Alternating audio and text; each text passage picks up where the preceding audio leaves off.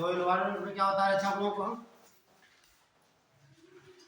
याद है पर्यावरण चल रहा था। अच्छा आप लोग पेपर सॉल्व करते हो नहीं करते हो?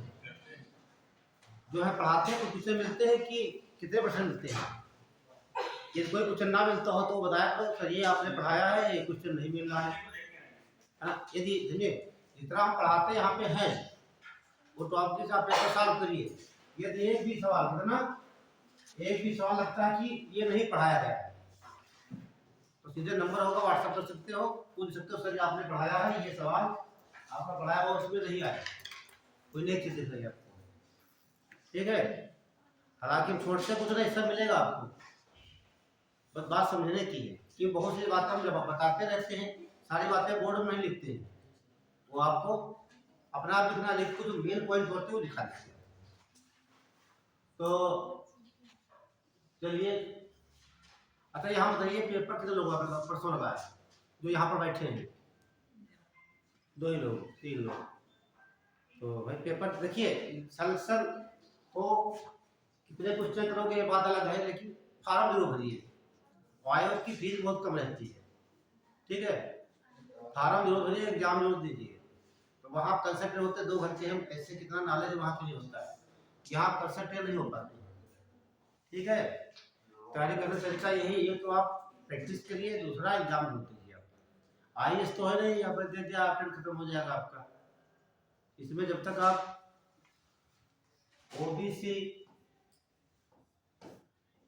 SC जानते हो 45 साल तक है, तो जनरल के लिए 40 साल तक, ठीक है, एज है। हाँ OBC SC दोनों का 45 साल तक है, 21 साल से। जनरल का 21 से 40, बहुत समय मिलता है, कितने एग्जाम दोगे, ठीक है। सिविल में भैया देखो वहां पर अटेम्प्ट मिलते हैं, सिविल में अटेम्प्ट वहां आपको सोच समझ के एग्जाम देना है, ठीक। उसके लिए 30 साल ही उम्र रहती है जनरल के लिए, 32 साल रहती है OBC वालों के लिए, क्योंकि यहाँ 4 मिलते थे, यहाँ 7 मिलते थे, SC को 35 साल तक मिलते हैं, जितने भी फार्म भर सकते हैं, ठीक है। यहाँ तो सोचे नहीं, जो आए लोग से आए उत्तर प्रदेश से खटा के भरते हो। और ये बात आपको मतलब सीतापुर सेंटर भी आपका है ना, सबसे अच्छी बात ये है, आपको कहीं जाना भी नहीं है, सारे लड़के यहीं मिलेंगे, अपना लखीमपुर यहीं मिलेगा, कुछ लोगों को तो यही है जैसे। हाँ भाई बता रहे सीतापुर सेंटर तो सीतापुर में है। हाँ लोग आराम से भेजते हैं। देखिए अभी यहाँ पेपर हो उसमें कॉन्फिडेंस रहता है, यदि आपका पेपर यही आरो का हो, इसी यहाँ भाई लगे सेंटर इसी बैठना हो तो कॉन्फिडेंस रहता है, दूसरे सेंटर पे थोड़ा अपने आप डाउन हो जाता है, ध्यान रखना, ठीक। हाँ हो जाते हो, हाइपरटेंशन हो जाता है, लेकिन यहाँ पर जो हो अपना सेंटर होता है तो क्या कहना उसमें, अरे क्या वही तो ऐसे पढ़ाया कि आ जाएगा इस तरह से पढ़ा रहते ये तो ठीक है, सब ध्यान रखना, इसका प्रभाव बहुत पड़ता है, सेंटर कहाँ पर लगा हुआ है। अब ऐसी बिल्डिंग सेंटर लगा हुआ बहुत भारी बिल्डिंग बनी CBSE बोर्ड की, बिल्डिंग कितने सस्ती होगी यहाँ पर, बस आप नर्वस हो गए, वही हाल है आई इंटरव्यू देने की, जैसे आप एंट्री किया उसके अंदर बस हाथ में चल गई, सोचते कुछ और हो निकलता कुछ और है ना। अब वही छोटा बच्चा आ जाए 8-9 क्लास का भी आ जाए, ठीक, उसको आप अंडर क्लास में ले लोगे तुरंत, है ना, ये होता है, कोई बात नहीं होती है। अपने मुद्दे पाते हैं तो बता रहे थे कुछ संगठनों के बारे में जिनका संबंध पर्यावरण से है ना। तो शायद डाल लीजिए, एक बताया था UNEP, बहुत इंपॉर्टेंट है, इसके बारे में कुछ चर्चा भी की है जल्दी में, ठीक है। UN तो पहले फुल फॉर्म देखेंगे, यूनाइटेड, हाँ सब लोग पढ़ते देखिए, आप जानते हो दोस्तों, पढ़ के आया दो सब लोग, उससे क्या है पढ़ा होगा, हम बताएंगे तो क्लियर हो जाएगा। यूनाइटेड नेशन इन्वायरमेंट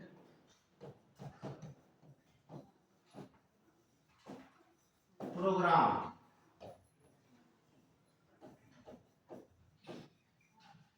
सकते हैं, ठीक है, संयुक्त राष्ट्र पर्यावरण प्रोग्राम। ठीक है, इसकी स्थापना देखेंगे हम पहले। Very good, 1972। सबसे अच्छी बात यह है कि हेडक्वार्टर पूछा जाता है, नैरोबी में। ठीक, ये बात बताएगा। हेडक्वार्टर कहाँ होगा? नैरोबी। और नैरोबी कहाँ है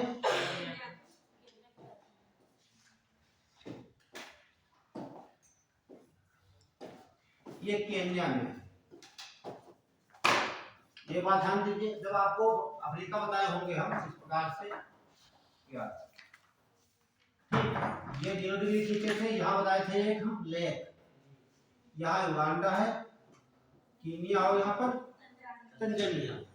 3 कंट्रीज थी। इसका क्या नाम था? विक्टोरिया। ध्यान रखना, 3 कंट्री स्पर्श करती है और एक रोटी झील है जो इस रेखा पर स्थित है। ध्यान रखना, सवाल कहीं से पूछ सकता है। और अफ्रीका में जानते हैं अकेला संगठन ये है, इसलिए पूछ लेता है। जितने महाद्वीप हैं सबसे ज्यादा संगठन कहाँ आपके हैं? यूरोप में। और यूरोप में कहाँ? नहीं, यूरोप में एक कंट्री पाइए, स्विट्जरलैंड। स्विट्जरलैंड में कहाँ? जेनेवा में। 18 या 19 हेडक्वार्टर जेनेवा में, समझ लिया। ठीक, बहुत होते हैं। तो ये अब इसका कार्य क्या, उद्देश्य क्या है? कौन सा बताएगा उद्देश्य? लिखा पर्यावरण संरक्षण, तो लिख लीजिए एक लाइन इसका उद्देश्य में। अंतरराष्ट्रीय स्तर पर, अंतरराष्ट्रीय स्तर पर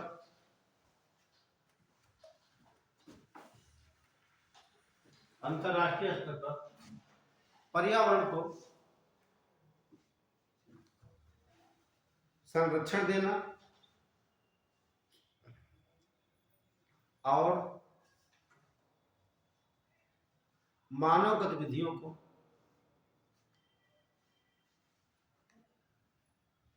प्रतिबंधित करना।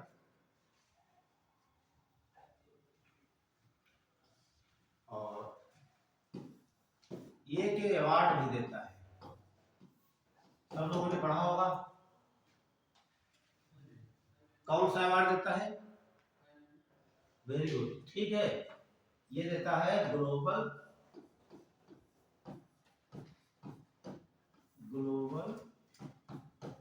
500। ठीक है, यही पूछता है ऐसे, ग्लोबल 500 पुरस्कार।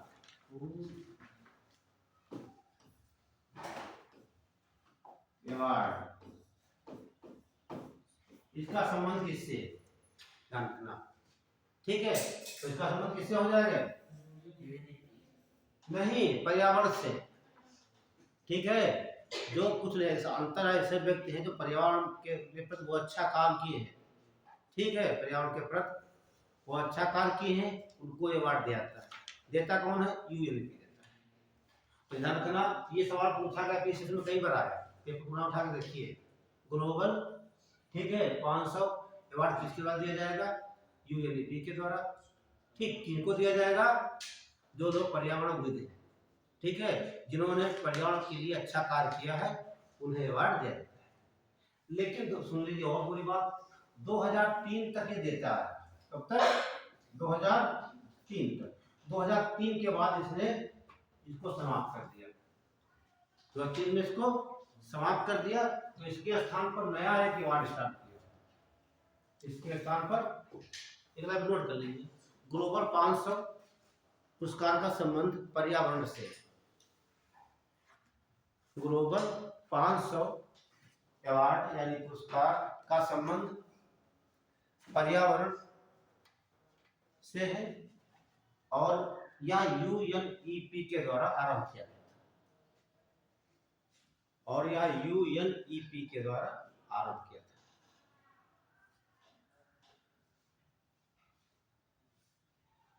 दूसरी बात, मैंने कहा इसको सिर्फ 2003 तक दिया, उसके बाद को समाप्त के दूसरा दिया लगाया है, उसका 2005 में इसका नाम बदल दिया उसने, कर दिया चैंपियंस,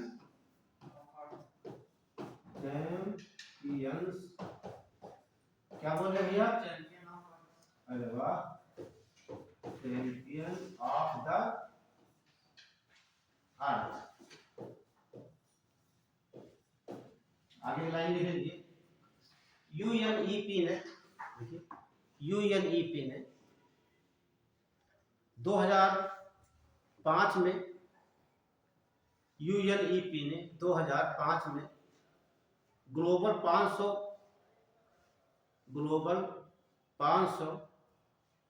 पुरस्कार का नाम बदलकर चैंपियंस ऑफ द अर्थ कर दिया।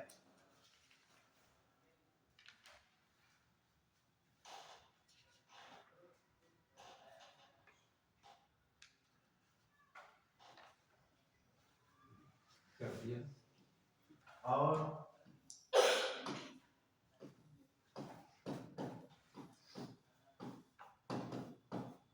चैंपियंस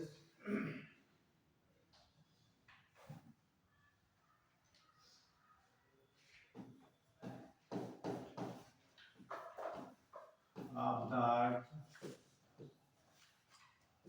2023 किसे दिया गया? ये बताओ जरा,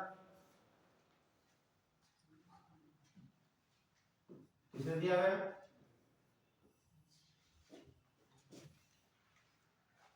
ठीक है, अवार्ड भी देख लीजिए, कोई पूछ सकता है एग्जाम में। आरओ तो नहीं, लेकिन पीसीएस के लिए, यूपीएससी के लिए बहुत इंपॉर्टेंट है। एक बढ़िया मुद्दे हैं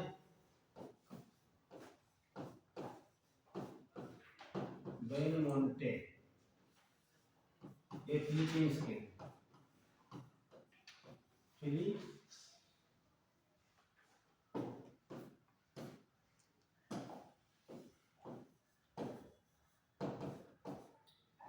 फिलीपींस के। और एक है मैक आर्थर,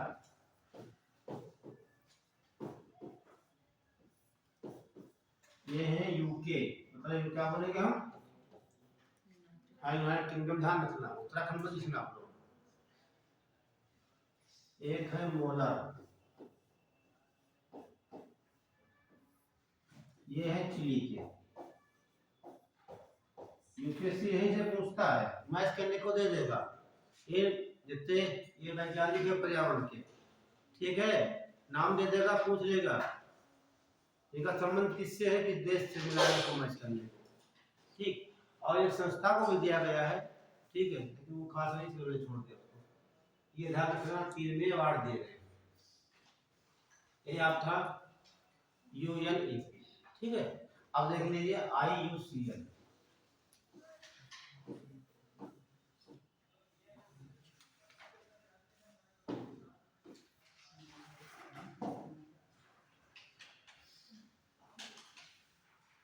तो किस बात करने वाले हैं? ये है क्या, ये तो बताएगा?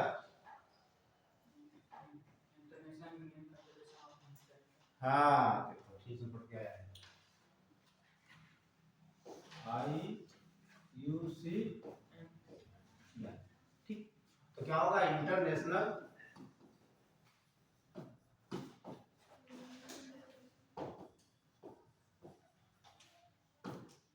यूनियन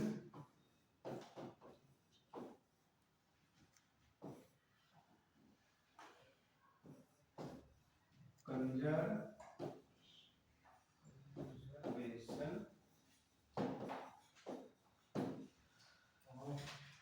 ऑफ नेचर, सही लिखा है, ठीक है, नेचर होता है। ध्यान रखना, बहुत इंपॉर्टेंट है, यहाँ तमाम सवाल आपको आगे मिल जाएंगे, ठीक है। तो सीधे बात करेंगे IUCN की, हम नोट करिए आप लोगों ने, लिख लीजिए, ठीक, IUCN। लेकिन इसके बारे में नहीं सुना, लेकिन आपने रेड डाटा बुक के बारे में बहुत सुना होगा, है ना? रेड डाटा बुक के बारे में बहुत कुछ सुना होगा, सवाल पूछे जाते हैं, ठीक है। अब बात एक रहता है, ये रेड डाटा बुक है, ठीक है, कौन जारी करता है, कब जारी करता है, कितने समय बाद जारी करता है, उसका संबंध किससे है, तो उसका संबंध जिससे है तो वो भारत में कौन कौन से पशु हैं या पौधे, ये सब जानकारी मिल जाएगी आपको। नोट कर लिया? आप आइए देखते हैं स्थापना इसकी, बताइए।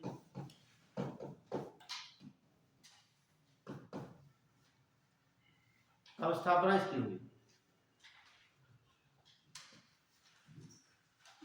1948 में।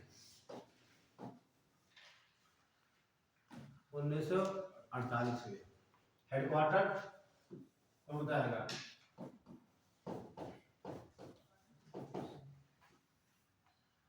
ग्लैंड में। ये कहाँ पड़ेगा? ये भी स्विट्जरलैंड में।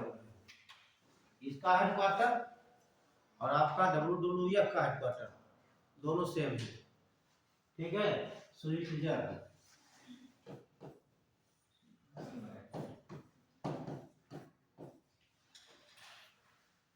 बहुत हेडक्वार्टर बने, इसे हेडक्वार्टरों का घर कहा जाता है स्विट्जरलैंड को, ठीक, मुख्यालय का घर, जिसे दुनिया के हेडक्वार्टर से वही बना दिए गए।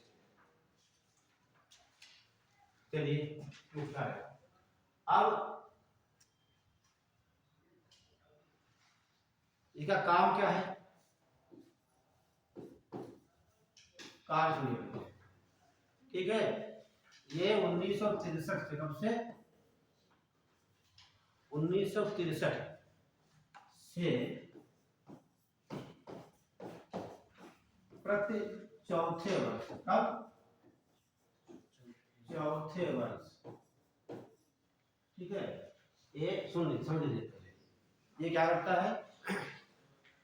आईसीयू प्रत्येक चौथे वर्ष, ठीक, कब से स्टार्ट करेगा? 1963 से, और चौथे जितने विश्व के जीव जंतु पेड़ पौधे हैं, ठीक है, जो कगार के मतलब कि संकटग्रस्त इंडेंजर्ड स्पीशीज है, उनका मतलब ये होता है, ये कोई मान लीजिए सीतापुर को जंगल क्षेत्र वाला है, ये मान लीजिए कोई क्षेत्र है यहाँ पर, ठीक, यहाँ पर मान लीजिए कोई लंगूर है, क्या है?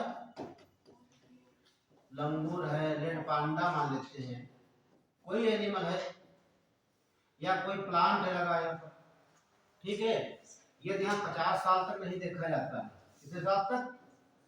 50 वर्ष तक ये दिखाई नहीं देता कोई जंतु, ठीक, तो उसे घोषित किया जाता है ये विलुप्त हो गया। क्या हो गया? विलुप्त। और जितनी विश्व की विलुप्त प्रजातियां हैं वो सब लिखी जाती हैं रेड डाटा इसमें, रेड डाटा बुक में, यही रेड डाटा। तो किसका संबंध है, किसने बनाया? आईसी, ठीक है। इसमें क्या लिखा जाता है? जो विलुप्त प्रजातियां हैं, प्रजातियां दो प्रकार की होती हैं, एक तो जानवर आ जाएंगे, दूसरी प्रजातियां पेड़ पौधों की आ जाती है, ठीक है। तो कब तक ये सब समझा गया तुम्हारे विशेष में, ठीक। अंतरराष्ट्रीय स्तर पर यदि कोई प्रजाति कितने वर्ष तक ना दिखाई दे तो उसे विलुप्त मान लिया जाता है, 50 वर्ष तक, ठीक है। तो अगला लिखिए, 1963 से 1963 से IUCN प्रति चौथे वर्ष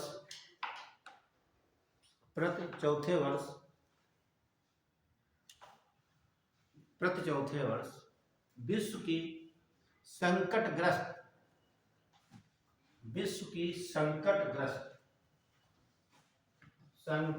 या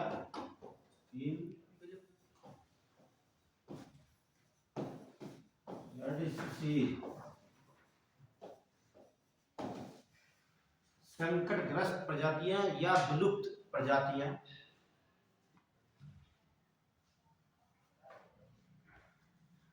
लिखना, प्रजातियों की लिस्ट तैयार करता है,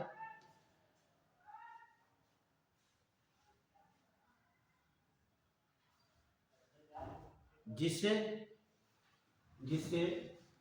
ऐसे लिखेंगे, जिससे red data book,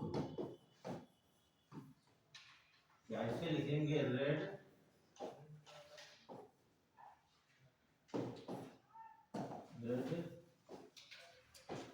data book कहा जाता है। ठीक, क्या बोलेंगे? Red data. क्लियर हुआ? तो रेड डाटा बुक क्या होगी? ऐसी एक लिस्ट बनाई जाती है हर चौथे साल IUCN के द्वारा। तो उसमें वे प्रजातियां रखी जाती हैं जो अपने विलुप्त यानी कि संकटग्रस्त हो चुकी है, मतलब वो अपने प्रवास से आवास से विलुप्त हो चुकी है। ठीक, तो विलुप्त प्रजातियों का यानी कि इंडेंजर्ड स्पीशीज का एक लिस्ट बनती है, उसे कहा जाता है रेड डाटा। ठीक, तो वहां पर आगे सवाल मिलते हैं। पहला पूछेगा कौन? Least concern. लीस्ट कंसर्न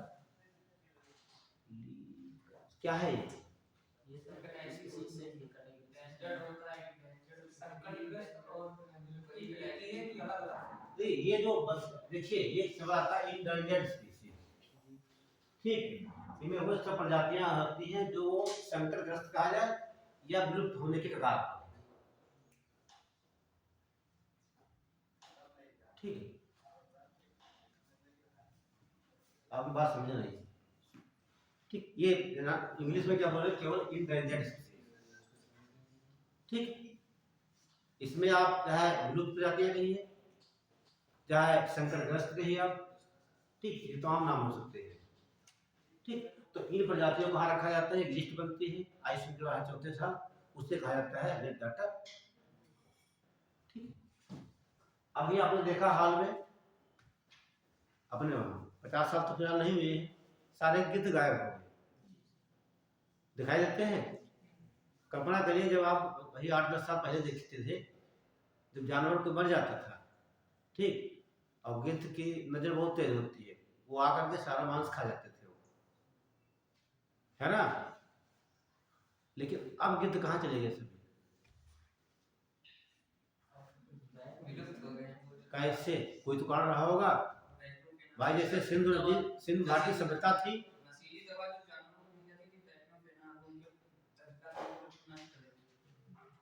उत्तर सही लेकिन कथन गलत है आपका, है ना? ठीक, तंत्रिका का डिस्टर्ब आदमी पागल हो जाएगा, है ना? किसी जीव का मान लीजिए, ये आपने कहा कि तंत्रिका तंत्र नर्वस सिस्टम की बात करेंगे, वो डिस्टर्ब हो जाएगा तो गिद्ध घूमने गाँव घूमने लगेगा ना। हाँ, सुन लीजिए, लिख लीजिए नोट करके। ये बात NCERT में लिखी है, तो पढ़े होंगे आप, जो पर्यावरण किताब चलती है NCERT की, उसमें लिखी है बात कि ये दवा है दर्दनाशक। क्या बोलते हैं? दर्दनाशक दवा। अक्सर ध्यान दीजिए, एकदम दर्द आपके भी दर्द होता है कभी कभी, तो डॉक्टर एक इंजेक्शन लगाता है, सारी दर्द गायब। या किडनी जो स्टोन होता है, बहुत तगड़ी दर्द होती है, कहीं का दर्द बंद नहीं होता, डॉक्टर इंजेक्शन हल्का देता, पहले नहीं बंद होता, तब वही लगा देता है डाइक्लोफेनिक सोडियम।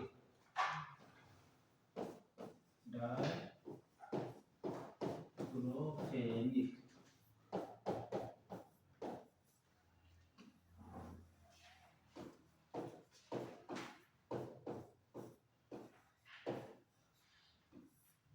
ये आता है इंजेक्शन, टेबलेट मिल सकती होगी, ये आता है इंजेक्शन है, बहुत तगड़ा दर्दनाशक होता है। ठीक है, जब जानवर बीमार हुए, ठीक है, आप जानते हैं जहाँ डॉक्टर पढ़े लिखे नहीं होते हैं, सब गाँव में समस्या लगाती है, ठीक, वो बस सीधे मार दिया। ठीक, जब ये जानवर क्या, जैसे गाय हो गई आपकी, भैंस हो गई, ठीक, गाय भैंस ये सब जैसे जानवर हैं, किसानों के जानवर, जब ये मर गए, डाल दिए गए, ठीक, इनके मांस में ये क्या रहा है, जो यहाँ मांस होता है जानवरों का, उनके मांस में ये केमिकल आ गया, अब उस मांस को खाए गिद्ध। किसने खाया? गिद्ध खाए। खाने के 30 दिन के बाद, कितने 30 दिन के बाद, ठीक, उनकी जो किडनी थी एंड लीवर दोनों काम करना बंद कर दिए, इससे सब मर गए। इसका सबसे ज्यादा प्रभाव पड़ा है भारत, नेपाल और पाकिस्तान में, सब गायब हो गए। तो सवाल ये पूछा भी जाता है, ठीक है, भारत में गिद्ध विलुप्त होने का कारण क्या है? जानवरों के लिए दर्दनाशक दवाई कौन सी? डायक्लोफिन। ये अब सोचिए आप, ये जानवर के मांस में था, ये जानवर कितना नुकसान होगा उससे, उससे तो किडनी फेल हो जाएगी, है ना। मांस में जितनी मात्रा बची होगी, गिद्ध खाए, गिद्ध समाप्त हो गई पूरी, ठीक। और जो लगाया था हम लोगों के, ठीक है, कितना नुकसान पहुंचाता होगा। इसलिए जब कोई ड्रग आपको थोड़ा अलग, जैसे जो आपका ये डाइजेस्ट सिस्टम जो आपका होता है,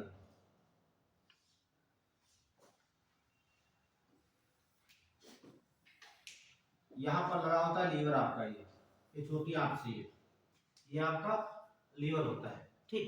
जब कोई ड्रग आपकी बॉडी में जाती है, ठीक, कोई टॉक्सिक मटेरियल जाता है, तो लीवर उसको टॉक्सिक क्या बोलते हैं उसे, उसका विषैलापन कम कर देता है, डिटॉक्सिफिकेशन कर देता है। क्या करता है? डिटॉक्सिफिकेशन कर देता है, उसके विषैले पदार्थ को कम कर। लेकिन कम कितना करेगा वो? कम करते करते ये भी अपना कमी हो जाता है पूरा। जब ये नहीं कम होगा और बढ़ जाता है कहाँ, पूरा किडनी भी, अल्ट्राफ्रेंट किडनी भी डैमेज कर जाती है। तो इसीलिए गिद्ध सब दोनों लीवर और किडनी की वजह से मरते हैं, ठीक। अब सरकार बहुत प्रयास कर रही है, गिद्ध प्रजनन केंद्र खोले जा रहे हैं, है ना। तो यूपी में खोला, कहाँ खोला गया यूपी में, ठीक है। ये सब करने के सवाल है, लिख लीजिए भाई। विलुप्त की बात आई है तो यही बोले, लिखिए।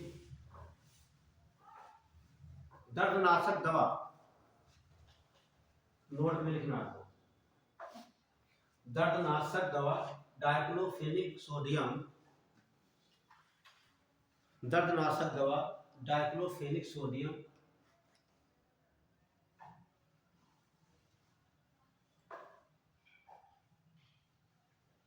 पशुओं को दी गई, पशुओं को दी गई,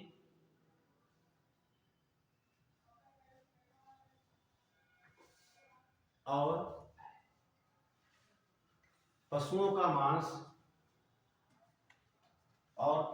मांस गिद्धों ने खाया,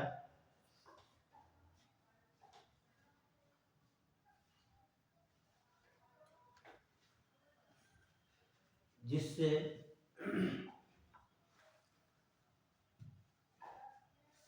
गिद्धों के गुर्दे इंग्लिश में किडनी लिखेंगे, गुर्दे और यकृत खराब हो गया और वह मर गए, या खराब होने से वह मर गए।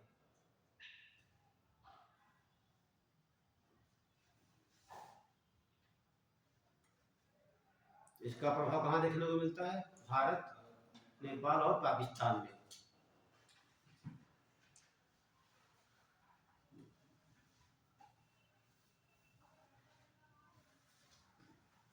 अब लिख लीजिए यहाँ पर कुछ इंडेंजर्ड स्पीशीज है जो इंपॉर्टेंट है।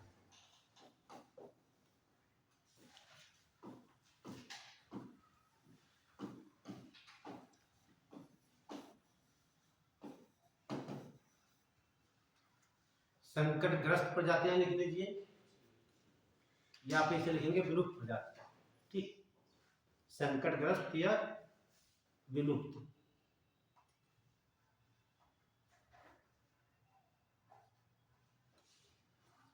एक लाइन लिख लीजिए। कैसे जाएंगे कोई इंडेंजर्ड है? यदि वह अपने क्षेत्र में 50 वर्ष तक नहीं देखी जाती, ठीक है। कहाँ?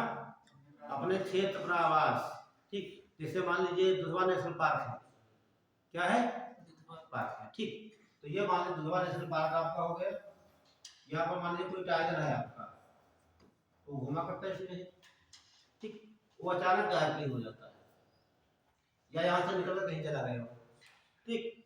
अब देखा गया, मान लीजिए 2021 में देखा गया था ये, उसके बाद देखे नहीं गया यहाँ पे, ठीक। 50 साल समय गुजर गया, तो इसे क्या बोल दिया जाएगा, ये निर्देश विषय होगा। ये सब हर देश सूची बनाकर देते हैं, किसको, IUCN को देते हैं, ठीक है। वैसे से क्या पता भारत में कौन सी प्रजाति नष्ट हो रही है, कहाँ क्या है, ठीक है। सब जो कॉन्फ्रेंस होता है, सम्मेलन होता है, सब लिस्ट अपने में लेकर जाते हैं। ये प्रजाति, ये कछुआ था, अब नहीं दिखाई दे रहा है तेजी से, तो उसको लिस्ट में डाल दिया जाता है। तो सवाल पूछे आते हैं कि कितने भाई भारत के हैं, कितने वर्ल्ड के लोग, बहुत ज़्यादा है ना जीव जंतु। आने समय में तो नहीं जाएंगे, तमाम पोल्यूशन, वाटर पोल्यूशन फैल रहा है, ठीक है। अब ध्यान दिए, अभी आप 2-4-5 साल पहले देखते थे कितने पक्षी दिखते थे आपको, चिड़िया कितनी दिखती थी आपको, अब कहीं चिड़िया है,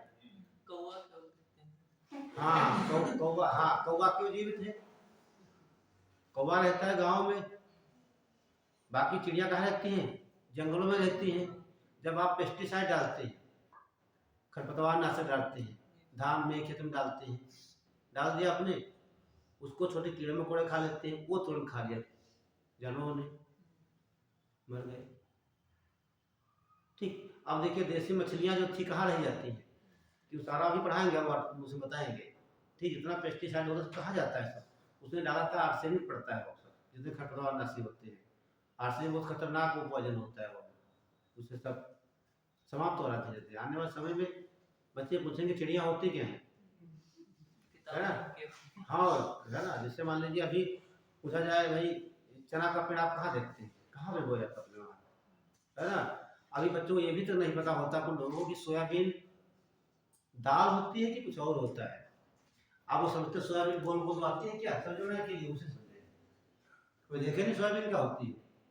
सोयाबीन पर दाल होती है, जैसे अरहर का बीज देखा है, सेम अरहर के बीज की तरह, वो ब्राउन होता है, वो व्हाइट होता है, बस। तो सोयाबीन क्या दाल होती है, तो आपने कभी नहीं देखा तो क्या सोयाबीन क्या है। ऐसे आने वाले समय में तमाम सी प्रजातियां खत्म हो रही थी सब ये। तो ये तो लिखिए यहाँ पर, यदि कोई जीव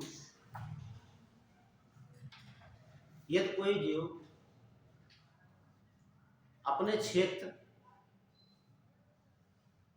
में लगभग 50 वर्ष तक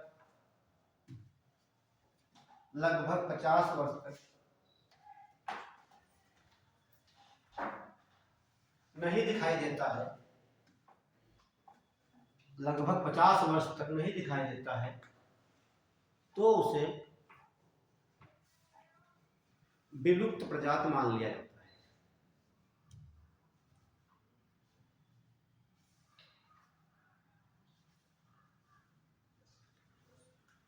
विलुप्त या इंडेंजर्ड स्पीशीज, जैसे एक तो दिखाते हैं आपको,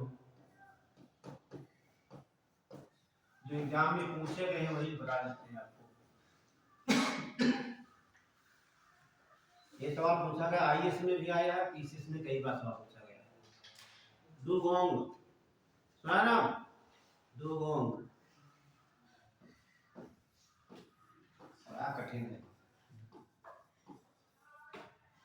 ये मैमल्स होता है, क्या है,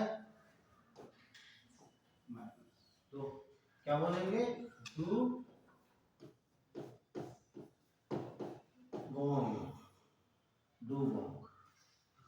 अब समझ लिए हम इसके बारे में।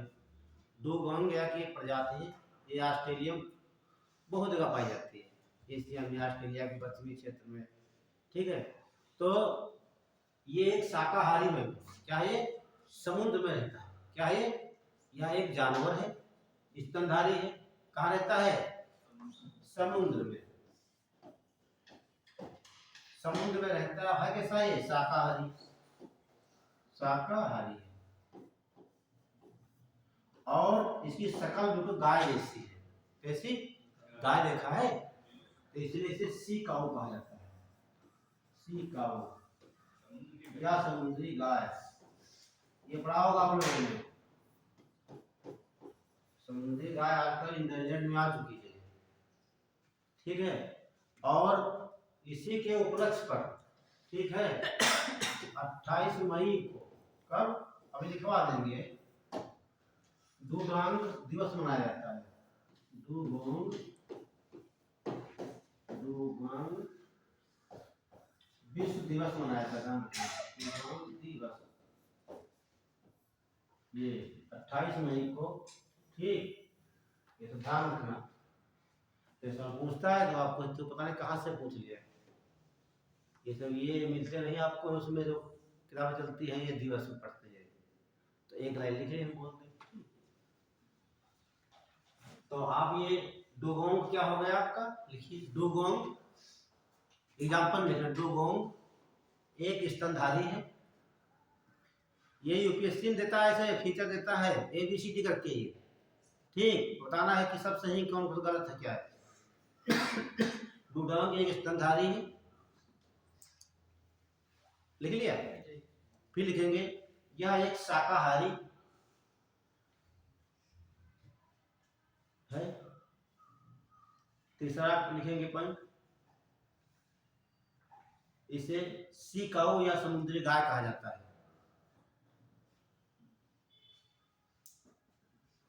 ठीक। अगला लिख लेंगे, इसी के आगे क्या मनाया जाता है 28 मई को, डुगोंग दिवस। डुगोंग दिवस मनाया जाता है, ये इतना पॉइंट याद रखना, ठीक है। अगला लिखिए 2 नंबर पर,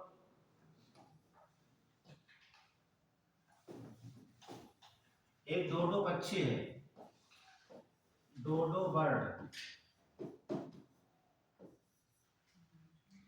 और ध्यान दीजिए, अभी ये आपके विलुप्त आने वाली है, ये गौरैया आप लोग कहते हैं। पहले कितने, आप लोग गांव में रहते हो तो कितना रहती थी घरों के अंदर, देखा था? अब दिखाई देती है, बहुत कम दिखाई देती है, जबकि आज छप्पर नहीं तो कहीं रह सकती है वो, ठीक है।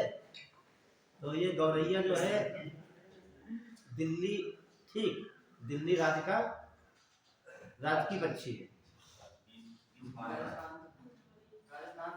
अच्छा, हम दिल्ली पढ़े, दिल्ली का है ये, और अब ये घरों में देखने को नहीं मिलती है। हाँ, गौरैया दिवस मनाया जाता है, ठीक है। तो हाँ, ये सब धीरे धीरे इंडियन में आ जाएंगे। तो डोडो पक्षी है ये, और ये और लिखने पक्षी इंपॉर्टेंट है, इसे कहा जाता है, पता नहीं हिंदी क्या बोलते हैं, इंडियन बस्टर्ड कहा जाता है। हाँ, हिंदी बताने क्या बोलते हैं, कोई गौरैया से नाम ऐसे होता उसे,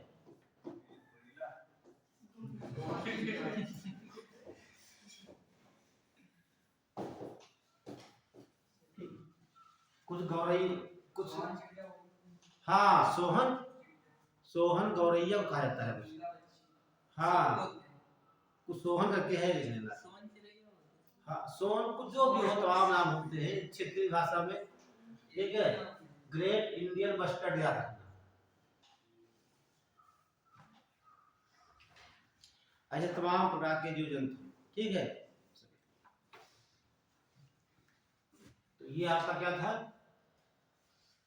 ऐसे तमाम प्रकार के पौधे होते हैं, पेड़ होते हैं। आवाज लीजिए, CITIES,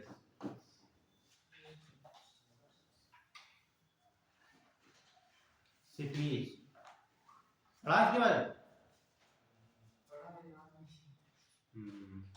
हेडक्वार्टर बता दो। अच्छा, इसका जब ना मालूम है मैंने क्या कहा था, वो वही बता दो।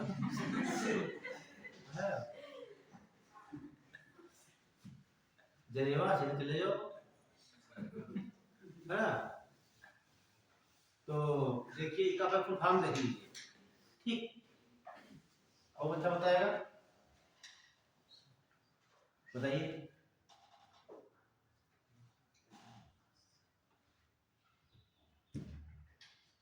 ये सब कई दो बार पूछा करते हैं, बढ़ाइए इसमें यहाँ से। ये टाइगर से संबंधित है सर। टाइगर से, संरक्षण से। हाँ तब तो सही होगा, है ना। कंजर्वेशन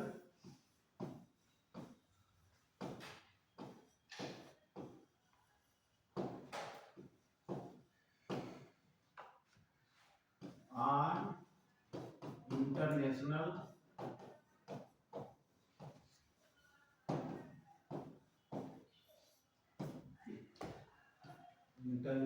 ट्रेड, ट्रेड मीन्स व्यापार, trade in endangered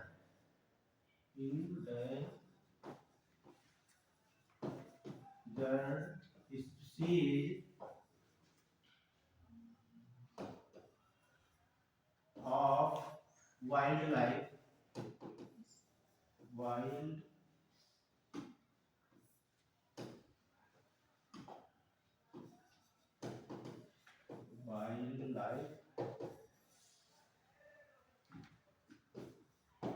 flora and fauna। इतना लंबा नाम इसका है।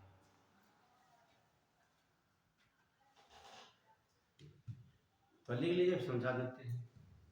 Conservation on international trade in endangered species of wild life, flora and fauna.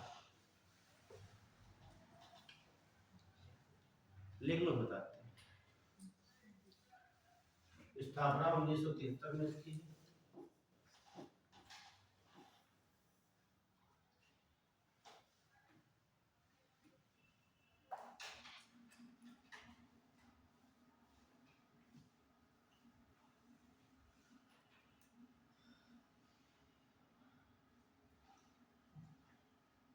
हो गया। देखिए ये लिखा है संरक्षण किसका होना चाहिए, ट्रेड मतलब व्यापार, व्यापार को रोका जाना चाहिए।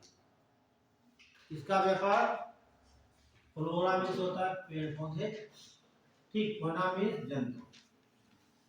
कहने का मतलब अंतरराष्ट्रीय स्तर पर जो चोरी छिपे से व्यापार लोग करते हैं, ठीक है, क्या करते हैं, व्यापार करते हैं। किसका, पेड़ पौधों का, उनकी रोक लगाने के लिए संगठन बनाया गया है, ठीक। तो लाइन लीजिए, इसमें संबंध क्या है इसका, देखिए।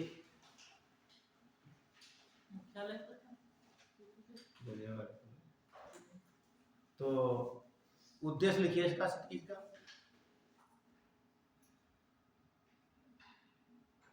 बोले एक लाइन लिखिए। अंतरराष्ट्रीय स्तर पर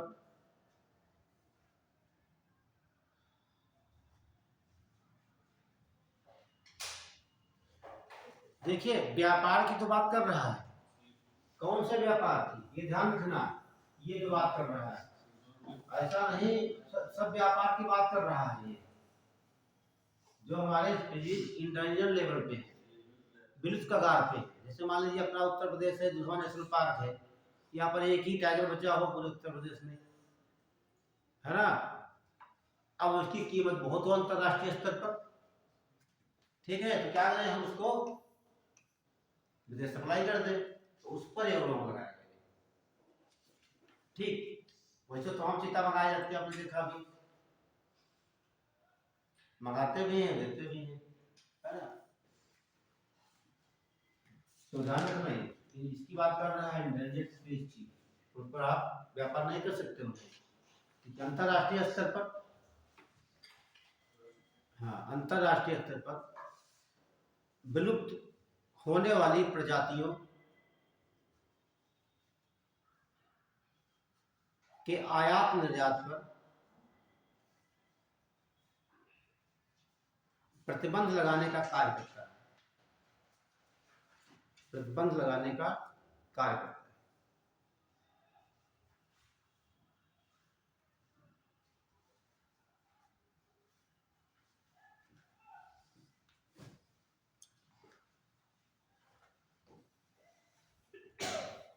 WWF WWF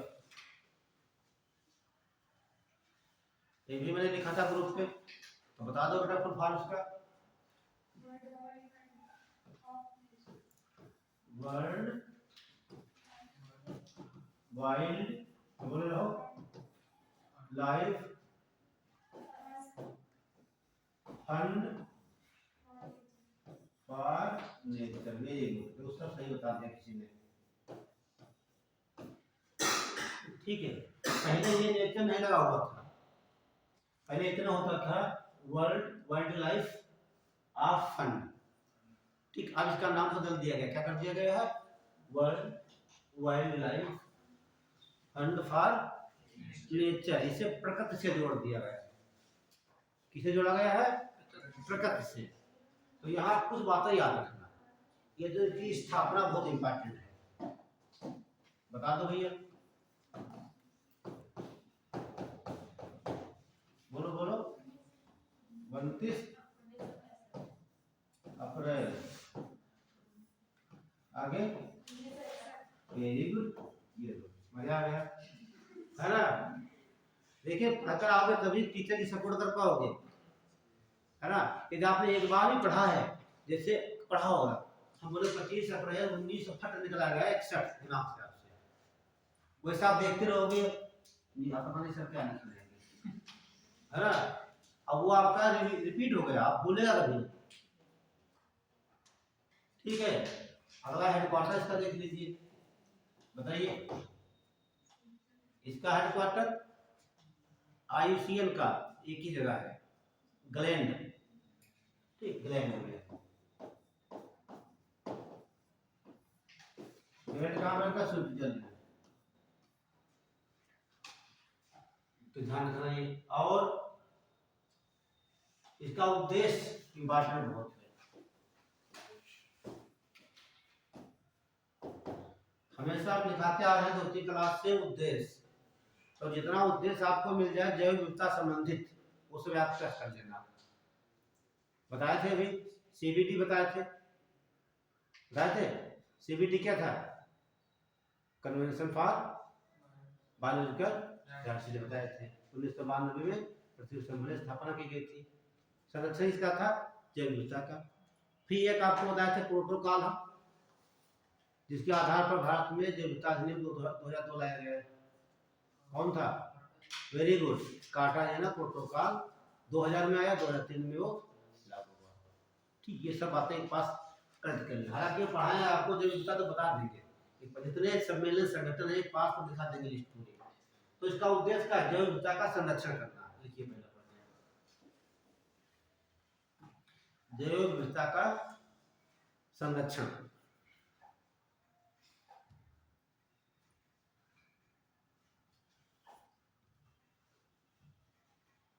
जैव विविधता का मतलब हो गया विभिन्न प्रकार के जीव जंतु पेड़ पौधों का संरक्षण करना, है ना।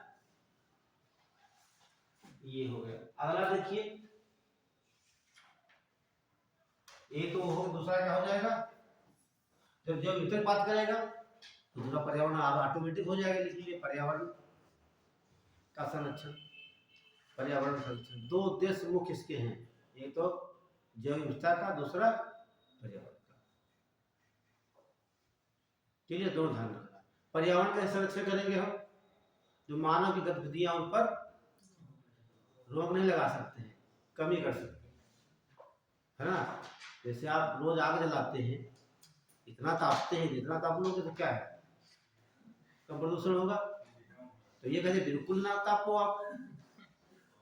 हाँ, जितने संगठन सम्मेलन बनाए जाते हैं, कॉन्फ्रेंस होते हैं वर्ल्ड में, जो देश ज्यादा मात्रा में देशों का उत्सर्जन करते हैं, क्या कहते हैं? सदस्य देश इतने % की कटौती करेंगे, है ना, इतने % तक कटौती करेंगे, लक्ष्य देते हैं। 2023 में कोई सम्मेलन हुआ, बोलेगा 2030 तक आप 2% कार्बन में कटौती करेंगे। मतलब जो आपके वहाँ औद्योगिक क्षेत्र है, वहाँ जो कार्बन निकल रहा है, जो भी कोयला खनन कर रहे हैं निकल रहा है, उन पर आप कमी कर सकते हो। ये नहीं कहता कि रोक लगा दीजिए, तो सारी अर्थव्यवस्था चरमरा जाएगी, है ना। यदि आपके प्रदेश की या देश की सारी औद्योगिक व्यवस्था बंद कर दे, प्रदूषण तो खत्म हो जाएगा, लेकिन अर्थव्यवस्था कहाँ जाएगी? ये सब है ना, तो उसको बंद नहीं किया जा सकता है, उसमें कमी नहीं जा सकती है। क्लियर हुआ दोनों पॉइंट? अगला एक और सुना होगा आप लोगों ने, मजे की बात, ठीक है। अभी फरवरी के बाद मार्च आएगा, तो मार्च में एक सप्ताह ऐसा होता है तो पूरे दुनिया के लोग लाइट बंद कर देते हैं, 1 घंटे के लिए सब बिजली बंद की जाती है। उसे कहता है अर्थ आवर कहा जाता है, पृथ्वी काल, ध्यान रखना, ठीक है। तो उसे क्या बोलते हैं? अर्थ आवर।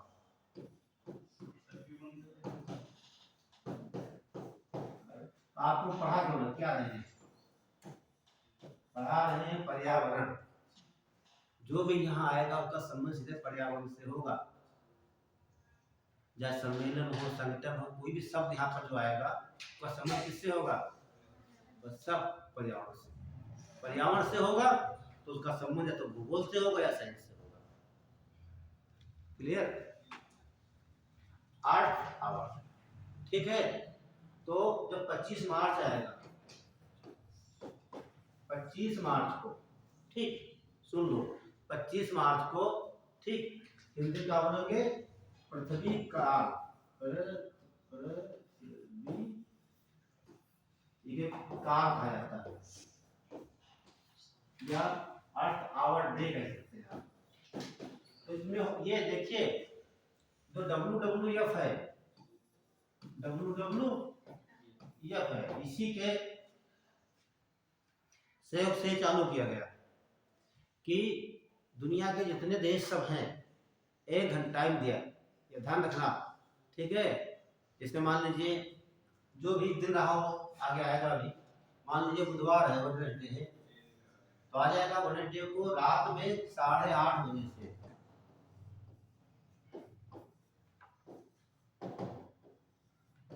PM तक सभी विश्व के देश, ठीक, अपने वहां जो लाइट जल रही है ये सब 1 घंटा के लिए बंद कर देंगे, ठीक है। तो उसे कहा जाता है अर्थ आवर, 1 घंटे के लिए बंद किया जाता है, इससे पर्यावरण प्रदूषण कम हो जाए, ठीक है, ध्यान रखना है। तो कब मनाया जाता है? हाँ, तो क्या बोलेंगे 25 मार्च को? पृथ्वी काल दिवस या पृथ्वी आवर डे कहा जाता है। लेकिन पृथ्वी दिवस कब मनाते हैं? 22, हाँ ध्यान रखना है, पृथ्वी दिवस की नहीं बात कर रहे हैं यहाँ पे, वो अर्थ डे होता है, पृथ्वी दिवस होता है 22 अप्रैल को। ये कौन सा है? अर्थ आवर डे, पृथ्वी काल दिवस है, पृथ्वी काल, ठीक है। तो ध्यान रखना है, लिख लीजिए 25 मार्च को, 25 मार्च को प्रत्येक वर्ष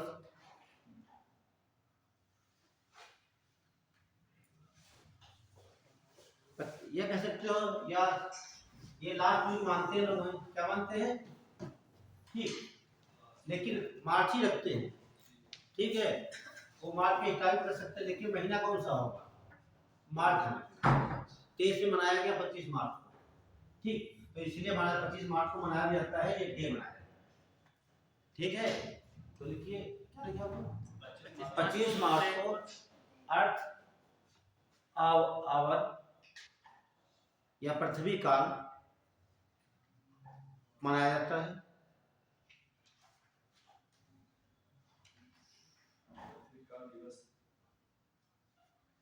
जिसमें रात में 1 घंटे के लिए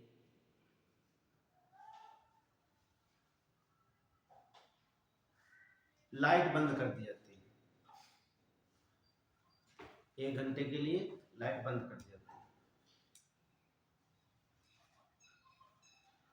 ये ध्यान रखना, ठीक है। सवाल कैसे बना सकते? 1 घंटे के लिए लाइट बंद की जाती है पर्यावरण को सुरक्षित करने के लिए।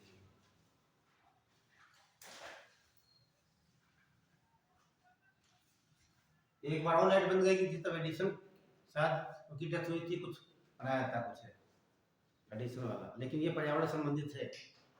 एक बार उसके लिए तो 1 मिनट की एक लाइट बंद की जाती थी कुछ एक बार लॉकडाउन लगने से पहले, अरे वो तो मोदी जी बोले थे थाली बजाओ मोमबत्ती जलाओ, ठीक वो कोई थोड़ा था पर वो जलाने के लिए कहे थे, है ना। जब आप कैंडल जलाओगे मोमबत्ती जलाओगे ना, कितनी मोमबत्तियां बिकती, जब मोमबत्ती जलाओगे तो पोल्यूशन फैलेगा नहीं फैलेगा, मोमबत्ती जलेगी ठीक, पोल्यूशन फैलेगा नहीं फैलेगा बोला, तो बंद करने को नहीं कह रहे थे, फैलाने कह रहे थे, है ना। जोड़ खूब बच्चे लेते हैं कहाँ से कहाँ, ठीक है दिमाग से देखिए, दिमाग होगा तो जोड़ पाओगे, यादगार होना चाहिए, है ना। ये आपका हो गया। अगला देख लीजिए WMO, इसे क्या कहते हैं, वर्ल्ड मेटियोरोलॉजिकल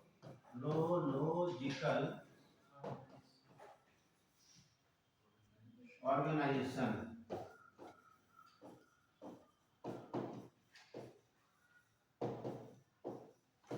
ऑर्गेनाइजेशन, ठीक है। बस 2 चीज ध्यान रखना, स्थापना 1950, हेडक्वार्टर पता नहीं है तो क्या लिखोगे, जनेवा, जब हेडक्वार्टर ना पता हो तो जिनेवा। एक ही उद्देश्य इसका, ठीक, हिंदी क्या बोलेंगे, विश्व मौसम विज्ञान संगठन, हिंदी क्या बोलेंगे, विश्व मौसम विज्ञान लिख लीजिए, विश्व मौसम विज्ञान दिवस।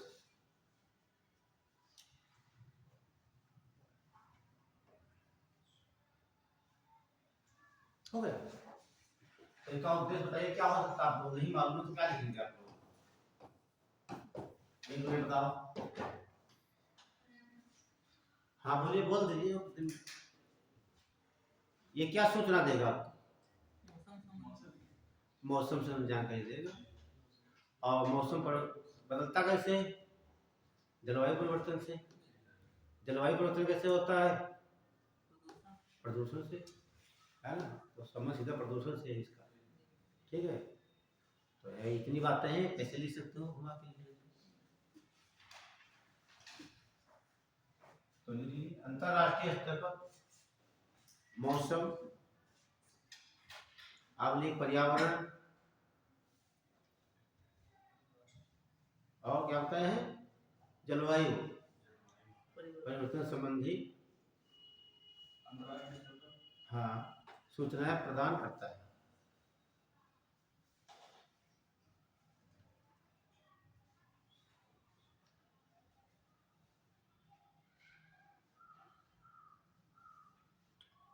एक और देख लीजिए, ग्रीन पीस,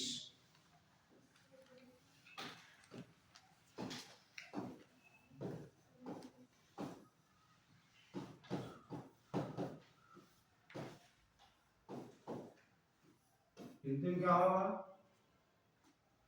हरित शांत, है ना, ग्रीन माने हरा होता है, अरे हिंदी लोग ग्रीन ऐसे ज्यादा ट्रांसलेट मत करो यहाँ, स्थापना 1972, और हेडक्वार्टर, हाँ सब थोड़ा बताओगे, है यूरोप भी है, हाँ देखो सही बताया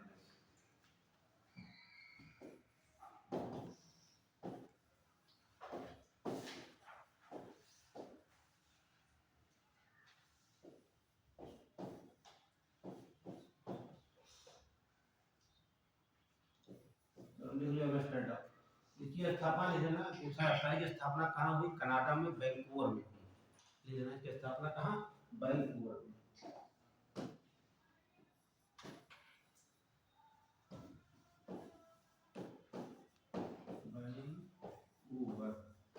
कहाँ पड़ेगा? कनाडा। इसकी स्थापना वैंकूवर कनाडा में हुई। और एम्स्टर्डम कहाँ पड़ेगा? एम्स्टर्डम तो किस देश में है?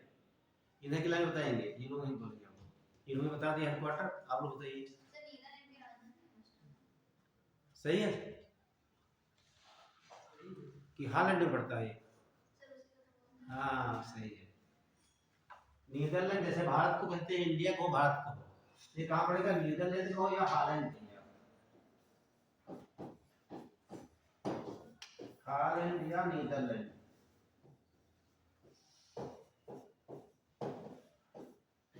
यहाँ एक विश्व का सबसे व्यस्तम बंदरगाह भी है,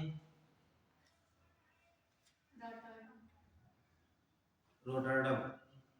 बहुत ठीक। चलो ये हो गया सम। इसका उद्देश्य क्या होगा? पर्यावरण संरक्षण लिख लो उसे। लेकिन इसकी स्थापना की क्यों गई थी ये बता दें आपको। क्या जरूरत थी? जो अमेरिका था, वो अमेरिका बार बार जो है कि अपने हथियारों का परीक्षण कर रहा था, ठीक है, जैविक हथियारों का। तो उसको प्रतिबंध करने के लिए इसकी स्थापना की गई थी। लिख लीजिए, अमेरिका यूएसए के द्वारा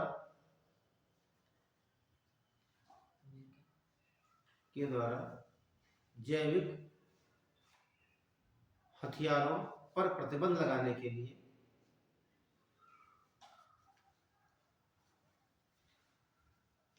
इसकी स्थापना की गई थी।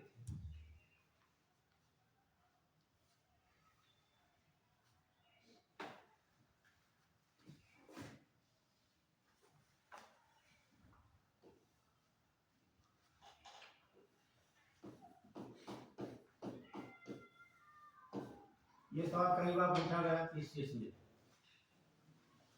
ठीक है। नीरी की स्थापना और इसका मुख्यालय कहाँ ये है? हाँ बता दिया। नीरी क्या है? क्या बोलेंगे इसे? हाँ देखो बता दिया नेशनल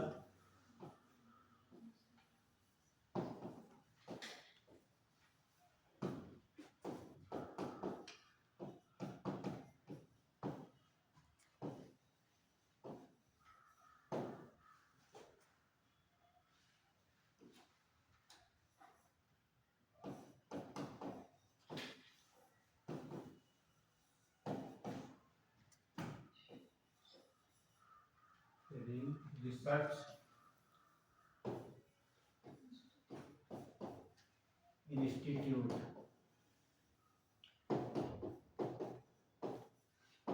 ये कहाँ रहेगा? नाग,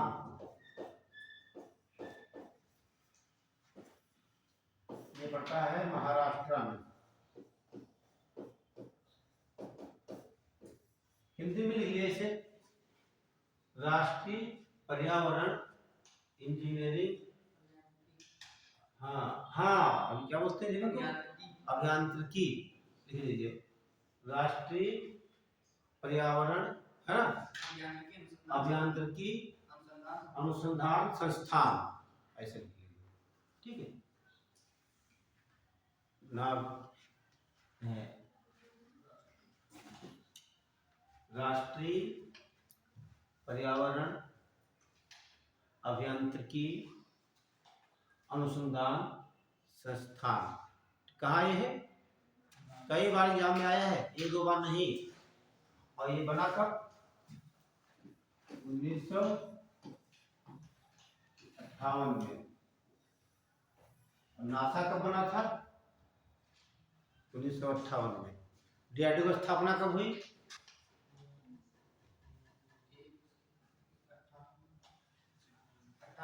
हाँ हाँ ठीक है। तो तीन ध्यान रखना, नीरी, डीआरडीओ और नासा, तीनों की स्थापना कब है? 2001, 1958 में। इसरो की 15 अगस्त 1969 में, 1969 में, ठीक। तो बाकी इसमें लिखना तो कुछ है नहीं आपको, संबंध वही पर्यावरण पर देखभाल करेगा, पर्यावरण को देखिए। एक और लिख लीजिए लखनऊ का, IR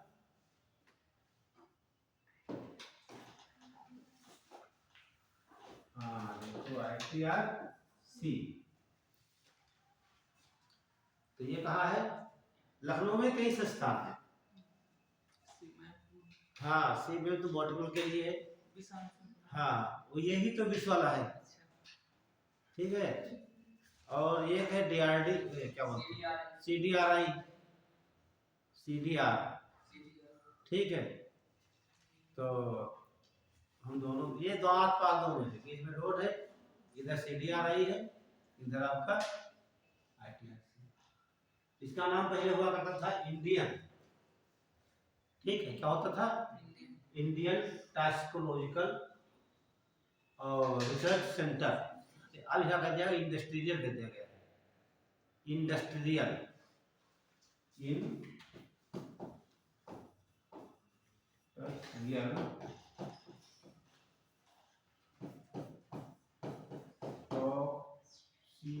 टॉक्सिकोलॉजी रिसर्च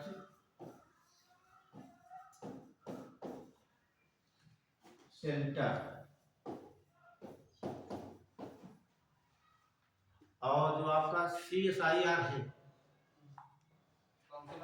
हाँ, उसकी संस्था ये है, ध्यान रखना। चाहे आपका ये हो चाहे CDRI हो, दोनों CSIR का है, इसीलिए इसका इंडस्ट्रियल कर दिया गया है, ठीक है। 1900 स्थापना हुई थी। देखो ये विश्व की बात कर रहा है, ठीक है। ये क्या बात कर रहा है? क्या पढ़ेंगे इसे? भारतीय विश्व विज्ञान अनुसंधान संस्थान, ठीक। लेकिन इंडस्ट्री तो औद्योगिक हो जाएगा ये वाला, हाँ। बाकी यहाँ जांच वाँच होती है, प्रमोशन बढ़ता है, जांच वाँच उसकी, ठीक है, कोई चीज विषैली हो जाती है उसकी। ये आपके जो इंस्टीट्यूट थे मुख्य, ठीक है, ये आप करोगे, ध्यान रखना है। अब देख लीजिए वाटर पोल्यूशन,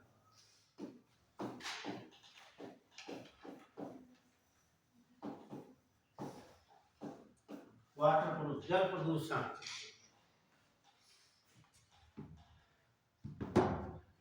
चलिए दोनों पढ़ लेना, खत्म कर देते हैं। तो वाटर पोल्यूशन का मतलब होता है, कोई क्या बताएगा वाटर पोल्यूशन क्या होता है? कैसे कहेंगे जल प्रदूषित है?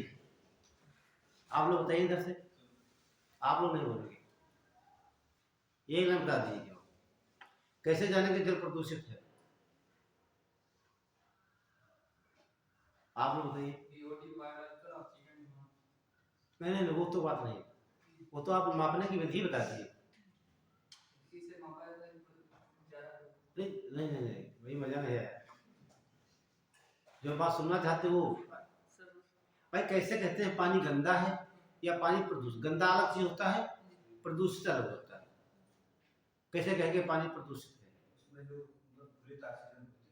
हाँ, जो घुलित ऑक्सीजन होती है वो मात्रा देखी जाती है, 1 लीटर जल में कितनी ऑक्सीजन, DO कितनी डिजॉल्व ऑक्सीजन होती है, ठीक है। 1 लीटर पानी में, ठीक, कितनी ऑक्सीजन है, उससे आधार बताया था पानी ये प्रदूषित है या प्रदूषित नहीं, ठीक है। बाद में पहले नोट करिए, पहले देखिए अगला लिखिए, जल प्रदूषण, हाँ, जल प्रदूषण अधिनियम कब आया? हाँ, लिख लिया, जल प्रदूषण अधिनियम, जल प्रदूषण अधिनियम।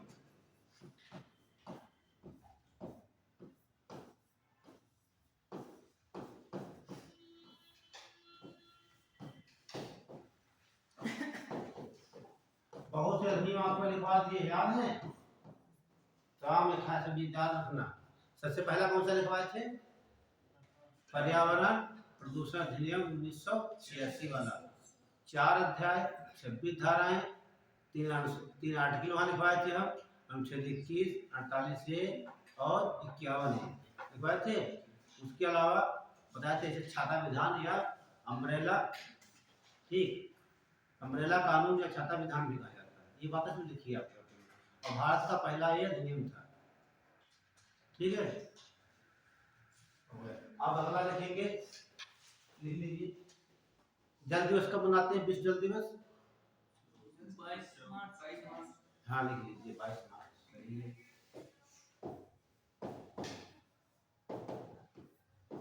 विश्व जल दिवस, आपको कई दिवस बता दिए आप लोगों को, तो दिमाग में रहना चाहिए। अब आगे बढ़ते हैं।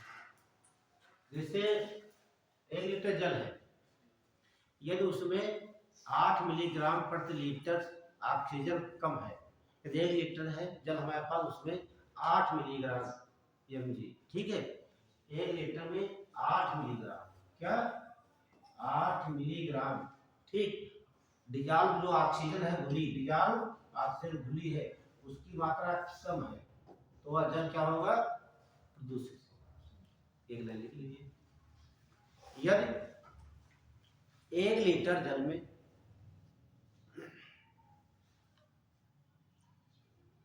8 मिलीग्राम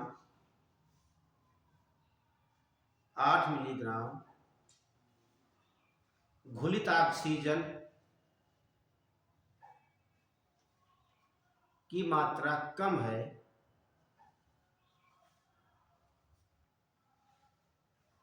तो जल प्रदूषित माना जाता है।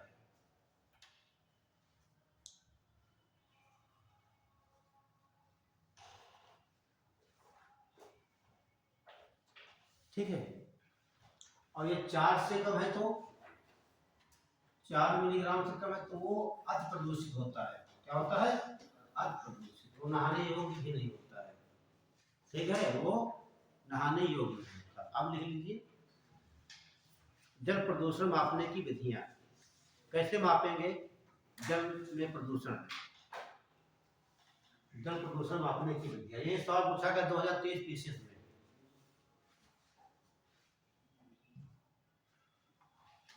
एक देखेंगे बीओडी, दूसरा देखेंगे सीओडी। एक बीओडी, दूसरा सीओडी। तो पहले फुल फॉर्म जान लीजिए, इसे पूछ लेता है एग्जाम में, ठीक। बीओडी मीन्स क्या, सीओडी मीन्स क्या? तो बोलेंगे बायोलॉजिकल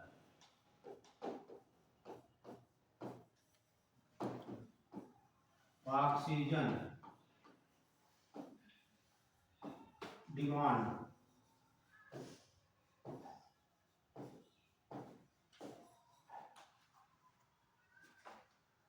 क्या हिंदी में बोलेंगे? जैव ऑक्सीजन मांग, कठिन है हिंदी में, जैव ऑक्सीजन मांग, हिंदी बोलेंगे biological oxygen demand.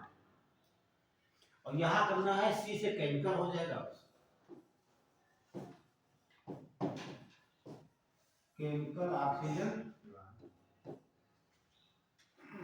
Chemical oxygen demand. अब दोनों में अंतर समझ लीजिए क्या होगा, नोट कर लिया? अब देख लीजिए बीओडी का होता है क्या, कहीं जानेंगे।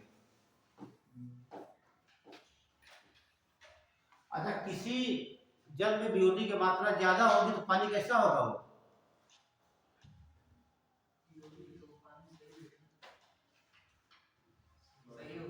साफ, मतलब यानी कि प्रदूषित नहीं होगा। अच्छा, इसका मतलब क्या है?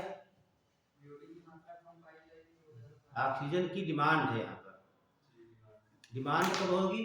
जब कमी होगी। तो शुद्ध कैसे होगा ये? बात समझो, तो कह रहा हूँ कि बात समझो पहले, क्या कह रहा है, क्या मांग रहा है? तो क्या मैंने बताया कि 1 लीटर जल में ऑक्सीजन की मात्रा 8 से कम है तो क्या होगा? जल प्रदूषित होगा। ये मांग क्या रहा है? यानी कि पानी क्या प्रदूषित है। जब जब बीओडी की मात्रा ज्यादा होगी ठीक है, उतना ज़्यादा पानी प्रदूषित होगा। और पूछा भी जाता है गंगा नदी में कानपुर से लगाकर, ठीक है, प्रयागराज तक सबसे ज़्यादा बीओडी पाया जाता है, क्योंकि कानपुर में पल्प फैक्ट्री है, चमड़े फैक्ट्री लगी, तमाम फैक्ट्रियाँ लगी हुई हैं। सब गंदा पानी कहाँ आता है? गंगा में आता है। तो गंगा में सबसे ज़्यादा बीओडी ही पाया जाता है, कानपुर से इलाहाबाद।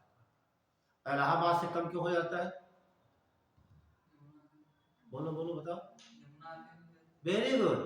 यमुना कम मिल जाती, पानी की मात्रा ज्यादा हो जाती है, तो पानी से हो जाता है ना। जैसे आपके पास 100 ग्राम कलर हो लाल रंग, आपने घोल दिया 100 लीटर पानी में, ठीक है, लाल दिखाई देगा। अब आपने ले आई 2000 लीटर पानी ले आया, उसमें डाल दीजिए, ठीक, फिर एक समुद्र में डाल दिए उसको, क्या कोई अंतर आएगा? नहीं आएगा। उसी प्रकार यहाँ पर जब यमुना पर मिल जाती, पानी की मात्रा ज्यादा हो जाती है, हालांकि यमुना भी गंदी है, ठीक है, तो उधर थोड़ा पानी सही हो, लेकिन यहाँ तक बड़ा गंदा है पानी। अब होता है क्या सुनिए, जैसे कोई जल है, ठीक, ये मान लेते हैं जल है आपका, ये समझना, क्या है ये? जल है। यहाँ पर किसी चीज का अपघटन होना है, क्या होना है? अपघटन होना है। तमाम इसमें कार्बनिक अम्ल पदार्थ होते हैं, अपघटन करेगा कौन? बैक्टीरिया करेंगे, ऐसे सूक्ष्म जीव कहते हैं, कौन करेगा? पानी आपका सूक्ष्म जीव करेंगे, सूक्ष्म जीव करेंगे, समझना।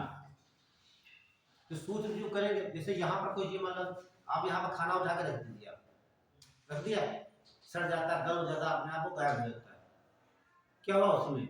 जो सूक्ष्म जीव है, फंगस हो चाहे बैक्टीरिया, ठीक, उसको क्या करते हैं? डिकम्पोज कर देते हैं, अपघटित कर देते हैं, ठीक, उसका रूप बदल जाता है, वो वायु में विलीन हो जाते हैं समय। तो ये जो सूक्ष्म काम करते हैं, ऑक्सीजन कहाँ से लेते हैं? ऑक्सीजन कहाँ से लेंगे? वायुमंडल से ऑक्सीजन लेते हैं यहाँ पर। लेकिन जल के अंदर कोई चीज हो तो ऑक्सीजन कहाँ से लेंगे? जो हमारा जल है H2O, यही से तो निकालेंगे, ऑक्सीजन लेंगे ये, तो जल में ऑक्सीजन कम हो जाएगी। जब जब जल में कार्बनिक पदार्थों की मात्रा ज्यादा होगी, कार्बनिक पदार्थों की मात्रा ज्यादा होगी, तो उसमें क्या क्या होगी? ऑक्सीजन क्या होगी? कम होगी। क्यों? इसको अपघटित करने के लिए सूक्ष्म जीव आएंगे, सूक्ष्म जीव इनको अपघटित करेंगे, अपघटित करने के लिए इनको आवश्यकता किसकी होगी? ऑक्सीजन।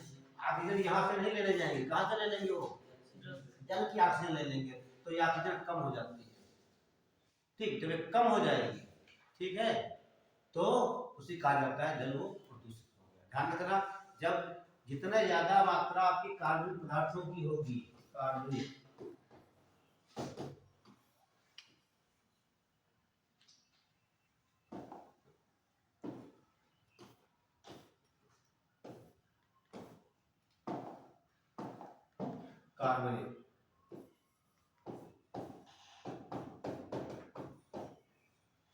इनकी मात्रा जितनी ज्यादा होगी आपकी, ठीक, जल उतना ज्यादा प्रदूषित होगा, ठीक। और ऑक्सीजन की डिमांड कहाँ होगी? यहीं पर होगी, तो बीओडी यहाँ बढ़ेगा नहीं बढ़ेगा? ऑटोमेटिक बढ़ेगा। तो बीओडी बढ़े या कार्बन की मात्रा बढ़े तो जल कैसा होगा? प्रदूषित होगा। एक लाइन लिख लीजिए, जैसे सुन लो, वापस समझना आया, जैसे कोई कार्बन पदार्थ यहाँ पर रख देते हैं, आप चावल आटा जो भी रखते हैं, ठीक है, वो अपघटित होगा नहीं होगा? बिल्कुल होगा, होता भी है, क्या पेड़ पौधे हो, ठीक है, तो अपघटित कौन करता है? सूक्ष्म जीव करते हैं। जब वो करेंगे उनको ऑक्सीजन की जरूरत होती है, तो ऑक्सीजन कहाँ लेते हैं? वायुमंडल से ले लेते हैं। ये तो बिल्कुल अनंत है, यहाँ कभी तो है नहीं ऑक्सीजन, लेकिन पानी ये निश्चित है, यहाँ पर जहाँ पानी जल भरा होगा, नहर हो चाहे नदी हो, ठीक है, चाहे आपका सागर हो, वो भी लिमिटेड है, ठीक। लेकिन जब यहाँ से आवश्यकता होती है इनको ऑक्सीजन की, तो जल से ऑक्सीजन ले लेते हैं, जल में ऑक्सीजन की कमी हो जाती है, तो कमी हो जाती है तो ऑक्सीजन की मात्रा कम हो गई तो जल हो गया, प्रदूषित हो गया। एक लाइन लिख लीजिए यहाँ पर। समझ में आया नहीं आया? हाँ लिखिए, जब जल में कार्बन पदार्थों की मात्रा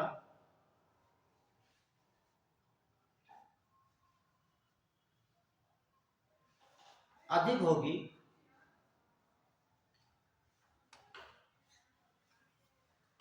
तो इन कार्बन पदार्थों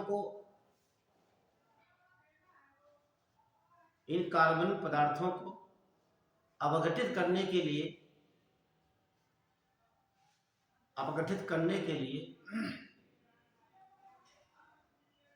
सूक्ष्म जीव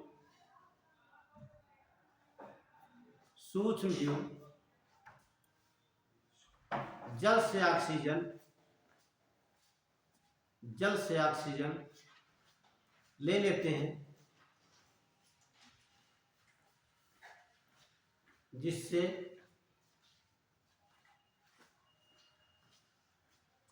ऑक्सीजन की कमी हो जाती है, और जल प्रदूषित हो जाता है।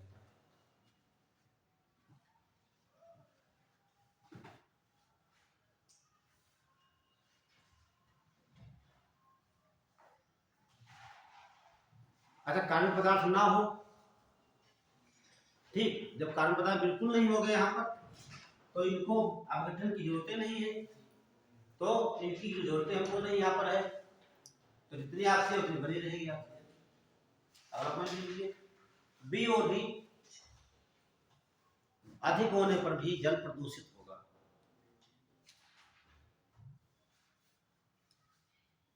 अधिक होने पर भी जल प्रदूषित होगा। नोट लिखिए, NOTE नोट।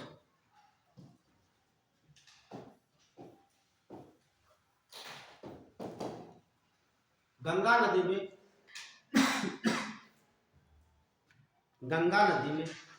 कानपुर और प्रयागराज के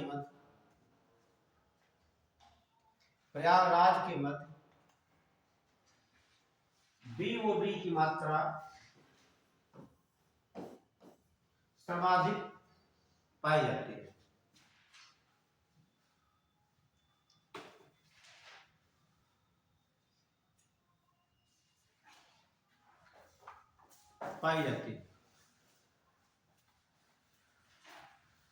क्लियर हो गया?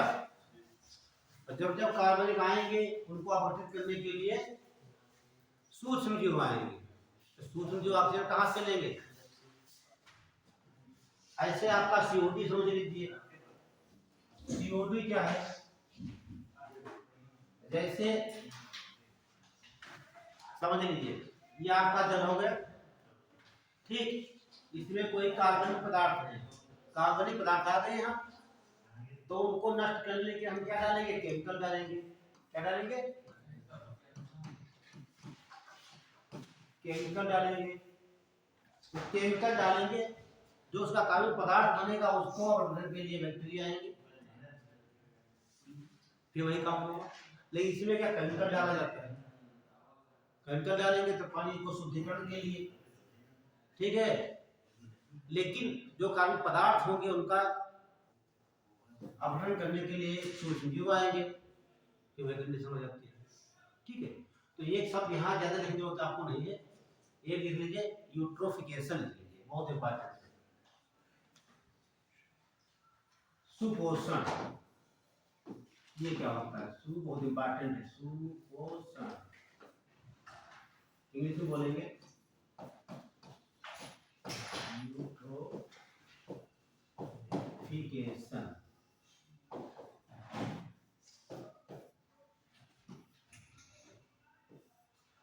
तो बच्चा को बता सकता है इसके बारे में एक लाइन? सुपोषण, ये तो पोषण होता है ना, और एक होता है सुपोषण। बताइए कुछ।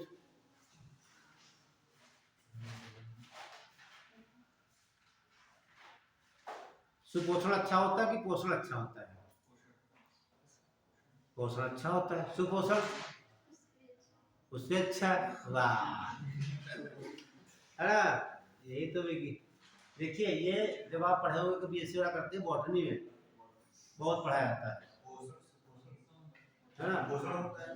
एक पोषण होता है और ये सुपोषण है, मतलब सुपर उससे है, बिल्कुल उल्टा अंतर है। बहुत खतरनाक होता है, पूरे के सिस्टम को नष्ट कर देता है। समझे? डायग्राम बनाते हैं, समझ लेना, बहुत खतरनाक होता है ये। सवाल यहाँ से पूछता भी है, ठीक है? जैसे मान लेते हैं सबके गांव में तालाब होगा, ठीक है? तो वही तालाब चल जाते हैं। देखिए, ये मान लीजिए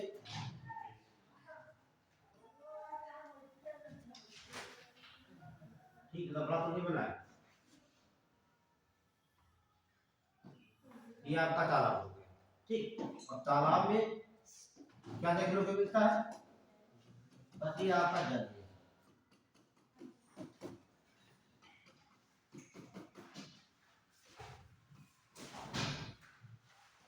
कितने रखे गटर बाहर निकल जाएगा, है ना? ये जल भरा हुआ है। जब तालाब में जल भरेगा, ठीक, जब तालाब में आएगा कहां से? समझना हमारी बात। तालाब में जल कहां से आएगा? बरसात से आएगा। तो जो इधर मैदान क्षेत्र खेत आपके हैं, है ना? क्या है ये? जो खेत है, खेतों में हम क्या डालते हैं? नाइट्रोजन डालते हैं, याद है भैया? खूब डालते हैं, NPK डालते हैं, नाइट्रोजन, फास्फोरस और पोटेशियम, पोटाशियम कहते हैं, डालते हैं। ये सब कहाँ आती है? तालाब। वैसे तालाब में आएगी नहीं आएगी? आपका खेत ये तालाब है, बरसात का पानी जितना आप डालते हैं, नाइट्रोजन फास्फोरस डालते हैं, उससे पौधे नहीं उससे कर सकते हैं, ठीक? वो सब पानी में घुल करके मिट्टी के द्वारा तालाब में आएंगे। आगे उसके अलावा जब बरसात होती है, नाइट्रोजन 78% है, ऑक्सीजन जुड़ करके नाइट्रोजन घुल के कहाँ जाती है? तालाब। यहाँ पर आगे तो यहाँ बनता है नाइट्रेट, ये दो 3, और बनते हैं फास्फेट। क्या बने? इसे नाइट्रेट बोलेंगे, इसे बोलेंगे फास्फेट। यानी कि बना किससे? नाइट्रोजन से। किससे बना? नाइट्रोजन से। अब ये बना फास्फोरस से।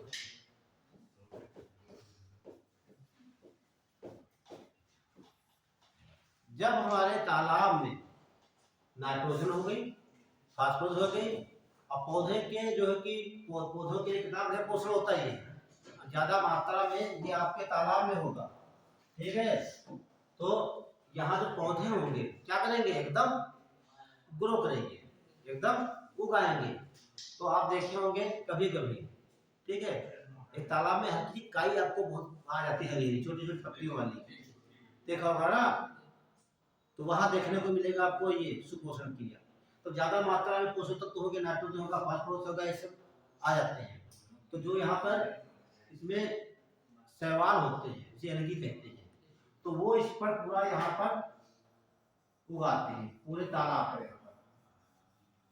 एक मोटी सी लेयर बना लेते हैं तालाब पर, ठीक?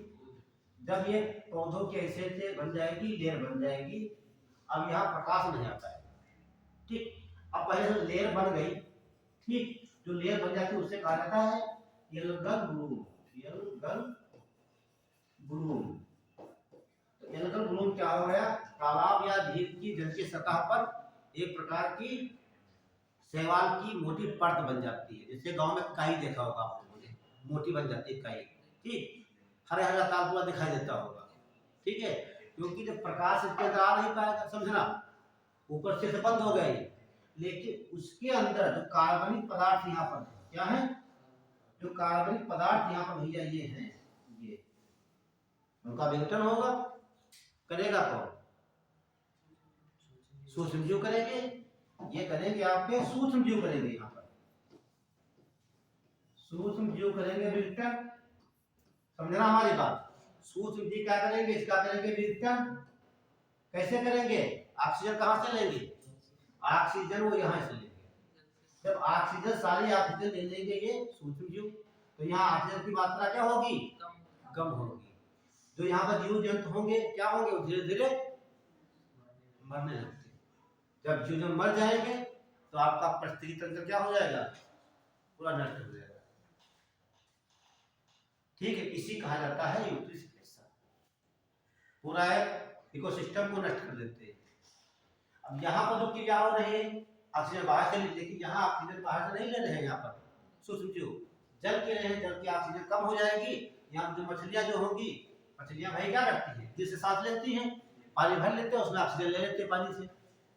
जो हाइड्रोजन ऑक्सीजन है मछलियाँ क्या करती हैं? सारी यहाँ से ऑक्सीजन ले लेती हैं, ऑक्सीजन ले लेंगे।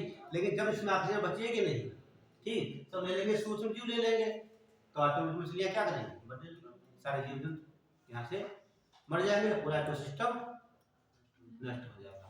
तो एल्गल ब्लूम तो सीधा संबंध होता है। जो सुपोषण होता है किसके द्वारा होता है? नाइट्रेट और फास्फेट या नाइट्रोजन फास्फोरस की अधिकता के कारण। जब इसकी अधिकता होगी पेड़ पौधे खूब उगाएंगे।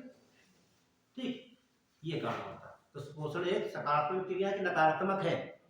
एक बहुत बड़ी नकारात्मक क्रिया है। पूरा एक इकोसिस्टम को समाप्त कर देता है। इकोसिस्टम का मतलब यहाँ पर जीव जंतु होंगे, पेड़ पौधे होंगे, तभी आपका फूड चेन बनेगी, है ना। जब हमारे जीव जंतु खत्म हो जाएंगे पूरे, तो ध्यान रखना अपना, ठीक है। तो यहाँ लाइन लीजिए, अपना लो, बना लें। एल्गल ब्लूम भी पूछता है, एल्गल ब्लूम कब होगा? ये हिंदी में बोलेंगे इसे शैवाल प्रस्फुटन। ठीक है, ये एल्गल ब्लूम है, ये एल्गल ब्लूम। हिंदी बोलेंगे शैवाल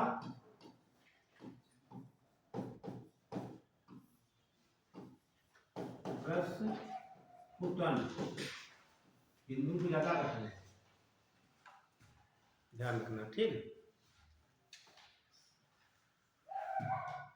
ये सवाल दोनों पूछे गए, सिविल में भी आया, किसे पूछा गया, ठीक है। और कैसे लिखा? यूट्रिफिकेशन से लिखता है, यूट्रोफिकेशन,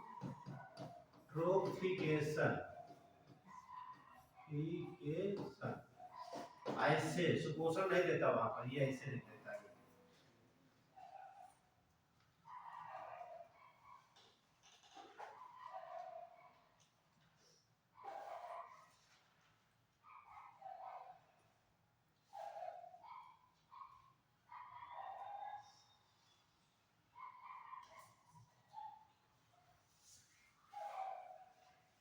हो गया, लिखाएं, 2 लाइन नोट कर लीजिए।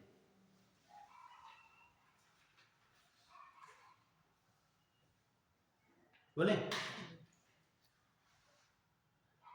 लिखिए, झील तालाब आदि में नाइट्रेट और फास्फेट की मात्रा बढ़ने से यहाँ की उर्वरकता शक्ति बढ़ जाती है, उर्वरकता शक्ति बढ़ जाती है,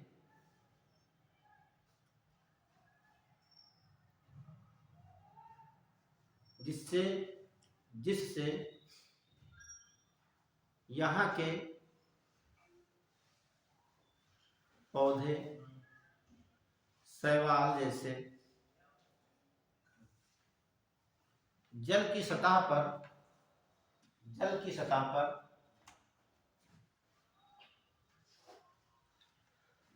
एक मोटी सी परत बना लेते हैं, जिसे एल्गल ब्लूम या शैवाल प्रस्फुटन कहा जाता है।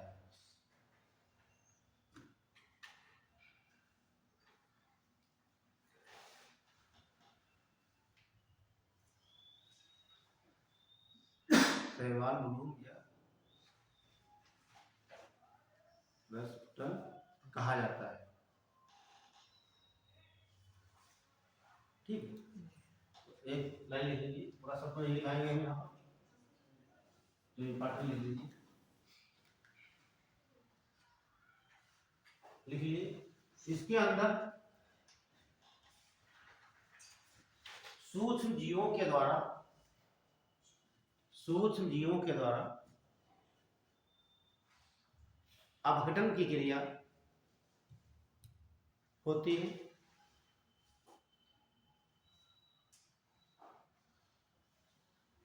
जिससे ऑक्सीजन की कमी होने के कारण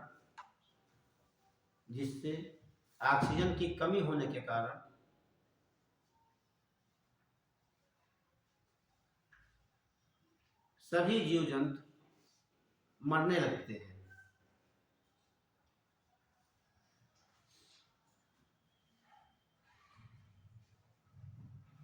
जिससे एक पूरा पारिस्थितिकी तंत्र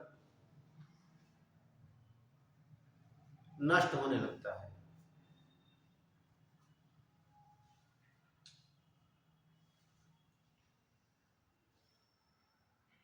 लास्ट लाइन लिख लीजिए।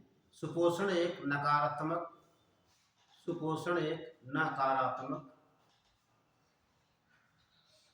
क्रिया होती है।